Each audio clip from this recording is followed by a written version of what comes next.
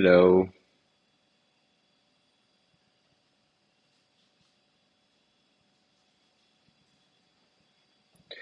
welcome everybody. Just to confirm if it's working, you can send me a message, Carlito. Okay, perfect. Well, welcome back. As you know, right now we have just 1 minute lesson every month, and this month is about spot connectors. So the idea is to check essentially which is the main information that the spot connectors are using. I have Discord here in my, the other monitor. So if you have any question, you can paste that on the community call chat. It's one of the channels that we were using, the community calls. Well, let's start. So for this, I split it like the information in two parts, like the essential information and the execution. So we have some information that the the bot has or is consuming from the public endpoints. Most of them are using a combination of WebSockets and REST, essentially because, for example, if you are streaming order book diffs and I don't know, you have a disconnection or an error in the middle, or the internet shuts down, or something like that, or you miss a message, you will need a mechanism to recover. So, for example, just to put the example of the order book, if you are streaming the messages via WebSocket and suddenly you have an error, usually the order book is composed by diffs because it's very expensive to receive the snapshot every time. So you only receive the difference between the last snapshot and this and the next snapshot, and then you have to make the computation to change the level for that price, the amount that is the one that is correct. So if you have an error there, you're going to have a fake or a invalid version of the order book. So that's why you would like to make a request via REST. I don't know the frequency that you would like to do that, but it's up to the user to make that request and or to tweak it as you want. And you are going to start doing or changing the WebSocket, the order book with the diffs of WebSocket again. The same applies for the balances, the orders, the trades. And if you check, for example, the code, if you normally you request all the information via REST every 2 minutes, and if you don't have information via web, chicas, por favor, and if you don't have information via WebSocket of the private channels for a certain difference, you're going to request that every 5 seconds. So well, that's essentially why we combine WebSockets and REST. For the information that is public that we are getting, we have the symbols. The symbols, we are getting the symbols or that are available for the exchange because a trading pair can be paused or can be removed, or I don't know. And also to make the conversion between how Hummingbot makes the names a trading pair and how the exchange is doing that. Because Hummingbot, as you know, has base dash quote. And for example, in Binance Spot is base quote without any symbol in the middle. So that's why we are getting the symbols. Then we have the trading rules. The trading rules are some rules that you will need to use in order to trade with the bot, and are, for example, the minimum amount that you can send in an order of base amount, the minimum notional size, and well, the increment in price. Well, you have all those rules that are stored inside the connector for each trading pair. And when you are trying to send an order, the bot will say, okay, this order is okay with the trading rules. The amount is higher than this. Well, so after that, it's going to send the order or tell you, hey, you cannot send the order because you are not compliant with the trading rules. Then, well, we have the order book snapshots and diffs. That is what I told you before. Also, we have the trades. The trades are the public trades of the market, and the last prices that we are getting via REST. Well, the trades we have an implementation of how to consume the trades in your script or your strategy, and probably it's very useful because it's a very important thing to know really how the trades are flow, how is the order flow, and where is the volume if the people is buying or is selling, and you have that information like in real time with Hummingbot. Then we have account data. The account data is related to the balance of your account, the orders that you have, and the private trades that are related to your account. And then we have some events this is not like information that you are receiving directly. These categories are more like Hummingbot categories that are constructed with the messages that we are receiving via WebSocket. So in these categories, we have the public trades that you can consume, as I told you before. When some order of you gets filled, when an order of you these are all like your orders. Gets complete, fail, expired, failure, or is created. How Hummingbot knows, or how you know that that order is the one that was created by your bot, because you have like an internal order ID, so that's why you can filter these events. Well, and then we have the execution, and in Spot is only placing orders and canceling orders. Right now we don't have the possibility to modify the order. Probably that's one of the things that we can add to this 2023 in our roadmap. We have some of the things that we would like to start working on is like changing the or adding more features that Binance allows, like for example modifying orders, sending trigger orders like stop loss and take profit orders. Well, next week I will upload the draft of the position executor. That is one component that is going to do this feature of that would let you do the feature of take profit and stop loss in perpetuals. But well, it's like the logic is all internally, and for example, the take profit is a limit order, but the stop loss is a market order that will be triggered when the price is the same of the price of the stop loss, and it's going to send a market order.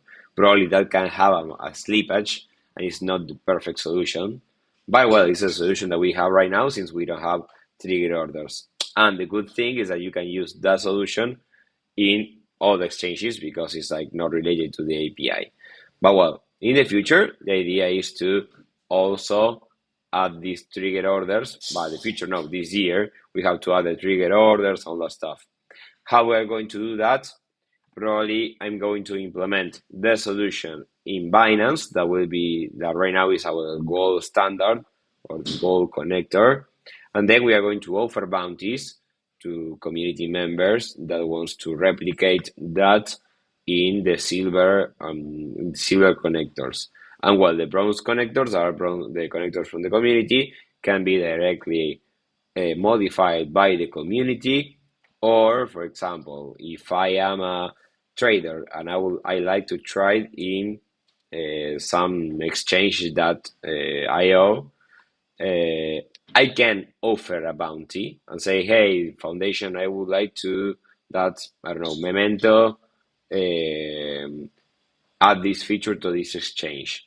And we are going to act like as intermediary intermediate where you are going to send the tokens to us, and once Memento finish and the PR is merged, we are going to send the tokens to Memento. So well, that's essentially how we are going to work with that. So well, after saying that, I have another slide here that is we are going to discuss 3 topics. This is very, very easy. So well, the first thing to tell you is that we have right now an issue of cancel orders. It's not really an issue since you can restart the bot and it's going to you are not going to see that log message again, and it's not going to affect the performance so much. But the problem is that the request that we are going to see that in the code right now, but when you have an order that wasn't sent to the market, or you have a connection or error, or the order doesn't get into the market, and you try to cancel that order, you are when you're trying is when you're trying to cancel an order that doesn't exist in the market. You are receiving a message that is, hey, the order unknown order sent. But the current problem is that the status code of the response is 400. And let me show you the code. We can go to the code now. Let me check for. Can you confirm that you are seeing PyCharm now?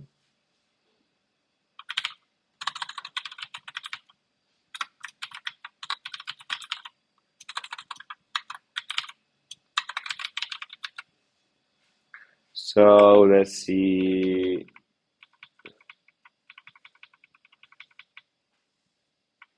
Let's go to Exchange. So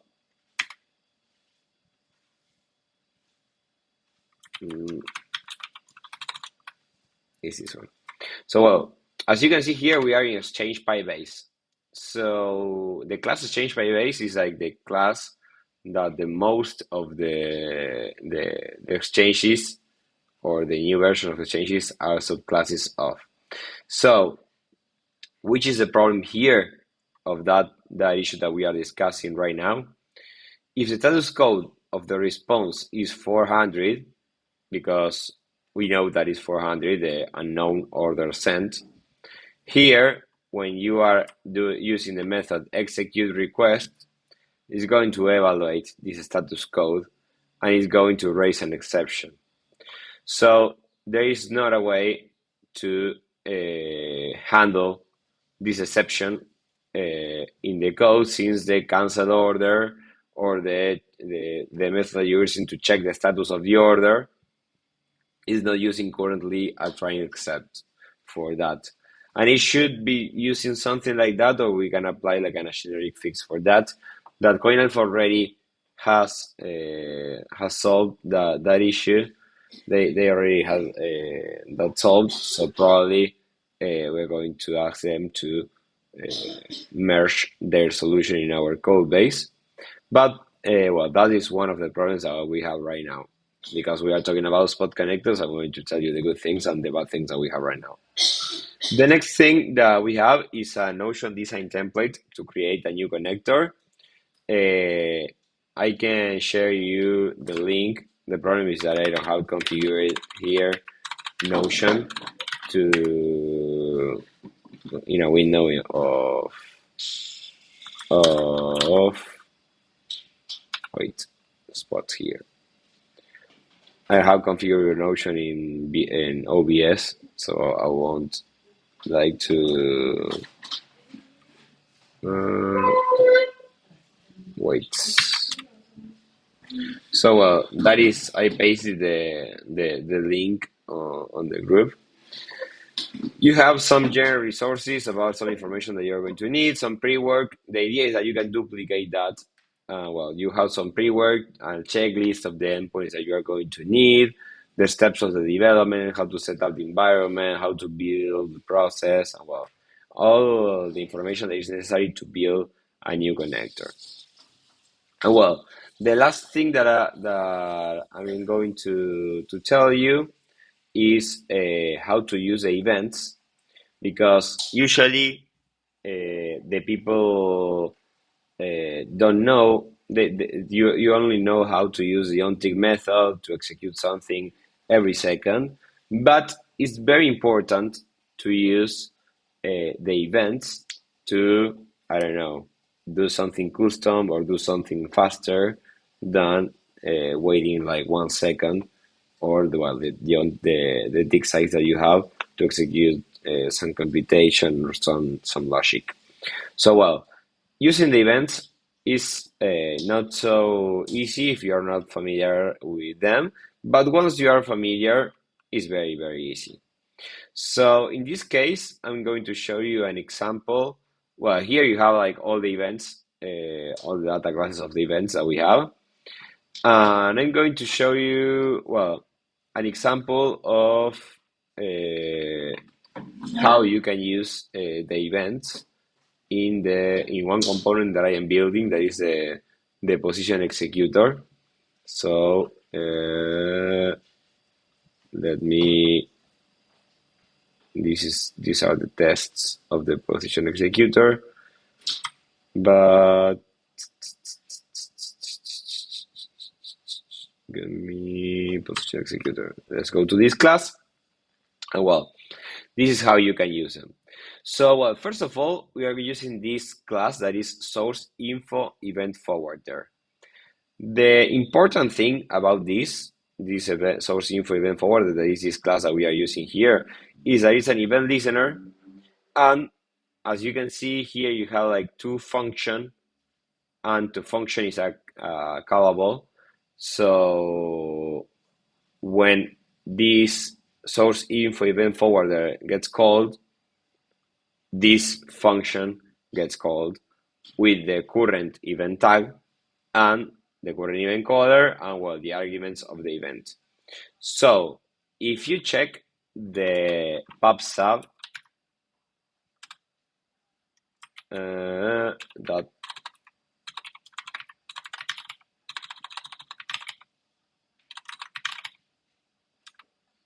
SQL.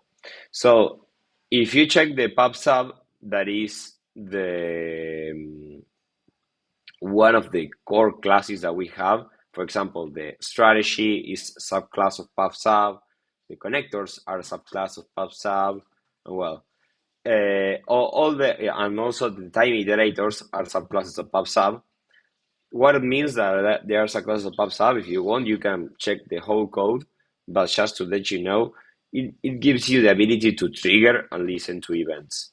So in this case, you're going to see that this trigger event, for example, in the trade event, let me show you that example, that trigger event, well, it's in a lot of parts, but or let's check for the trade event easily.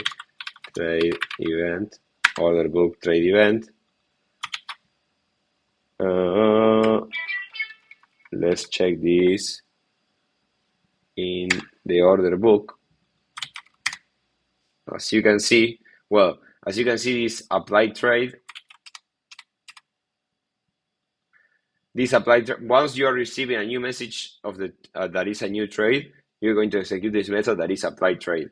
And as you can see, the last thing that we are seeing here is C_trigger event, the tag of the order book trade event, and the argument of the trade event. So that's how you can then listen to the order book and subscribe to this event and be able to use that.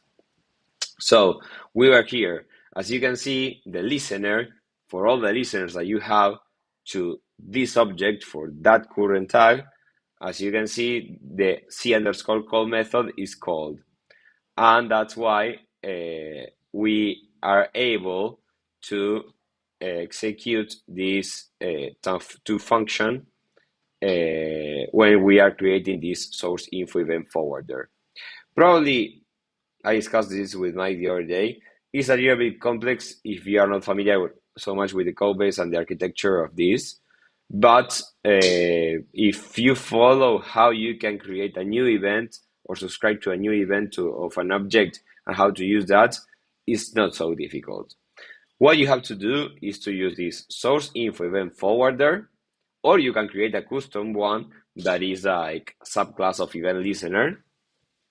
And what you have to do is to, inside this source info event listener, add the method that you would like to use once the event is triggered. So as you can see here, I'm saying, okay, I would like to create this source event forwarder will be this self cancel order forwarder. And I'm going to forward the market event order cancel to this method. Here I'm not doing this because I'm just defining the pairs of the event and the source event info event forwarder that I would like to map. And this is the method that I would like to execute. And to make like the register of the events, to like really say, hey, I would like to subscribe to this event of this object, and then trigger this other method once I receive a new message or a new event, I'm using this method that is registered to events. And this event pairs is the key values that I defined there, like market, order cancelled event, and the source event info forwarded that we reviewed before. And what we have to do is to the object that is triggering the events, say, add the listener for this event pair and this the second one, because this is a tuple. If you check here, it's a tuple of the market order cancelled and cancel order forwarder. So here we are saying, okay, add the listener to this event and forward to this other function. That is a source info event forwarder is going to trigger this method. And this method that you can see is receiving the event tag, the caller, because I don't know if you remember, but here we check that we have the current event caller for this source event info forwarder. So that's why the caller that we have is the market. And then we have the event that is the order cancelled event. So well, that's essentially how the events work and how you can use them to subscribe to another an event that is triggered by the connectors.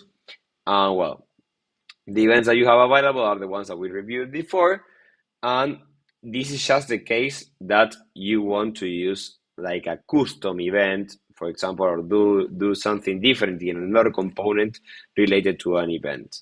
If you want to just use the events that we have right now, you can check the ones that are available in the strategy base. Strategy base, sorry. As you can see here, we are defining another base strategy event listener. This is similar to the source event, this one, source info event forwarder. But the main difference is this, is that this C call is only sending the event that you are using, just that parameter. And when we are calling the did, field, order, and all that stuff, we are just receiving that event. So how you can use this in your strategy? For that, let's check one of the scripts that we have right now in the code base is here. I think that is this one. Yeah. So to use the events that are already available in the strategy, you just need to use this did create by order, did create sell order, did fill order. Well, and with this, you can have all the events available, and you can use this event inside the code. And every time that you receive a field, you can do something. So if you want to check which are the events that are available, you can go to this file, or you can just call like def did, and here probably you're going to see all the events because the editor has like an autocomplete. Well, you have the option to do that.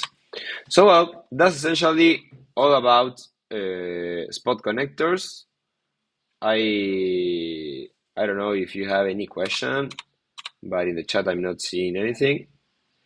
So well, I hope that you liked.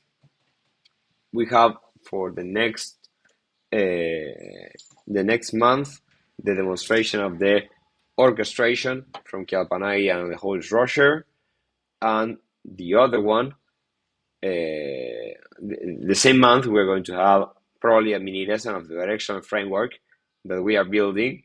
That will include, for now, I'm working to submit the PR this week of the position executor, and I'm going to create the first feed of candlesticks that will be streaming via WebSocket the new candles and requesting via REST the historical that you need.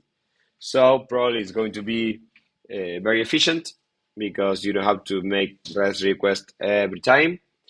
Well, you are going to be able to use candlesticks in your scripts or strategies. For now, only for Binance and time bars right now.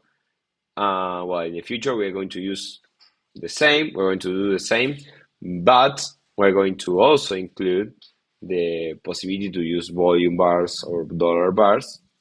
So, well, we are very excited about that. Well, that's all, and I hope that you liked, and see you next time.